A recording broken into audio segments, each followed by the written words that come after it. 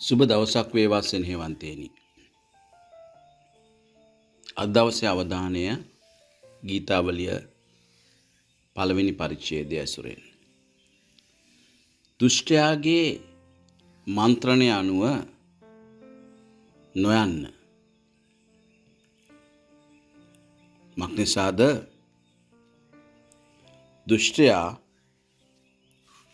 සුළඟින් විසිර යන බොල් හා සමානයි. ඒ දුෂ්ටයන් විනිශ්චයෙහි නොසිටින බවත්, දුෂ්ටයන්ගේ මාර්ගයෙහි විනාශය පවතින බවත් ඒ වචනේ සඳහන් වෙනවා. ඒ නිසා දෙවියන් වහන්සේගේ දරුවන් විදිහට ඔබත් මමත් දුෂ්ටයන් සමග ගමන් කිරීමට වඩා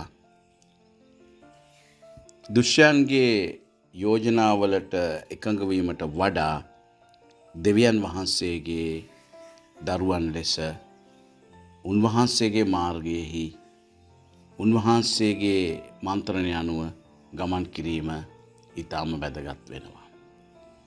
දෙවි ස්වාමිනේ, ඔබ වහන්සේගේ දරුවන් වන අපට ඔබ වහන්සේ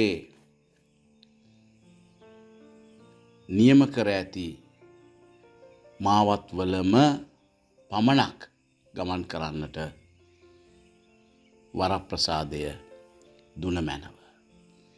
යේසුස් වහන්සේගේම උසස් නාමයෙන් අයද සිටින්නෙමුව. ආමේන්.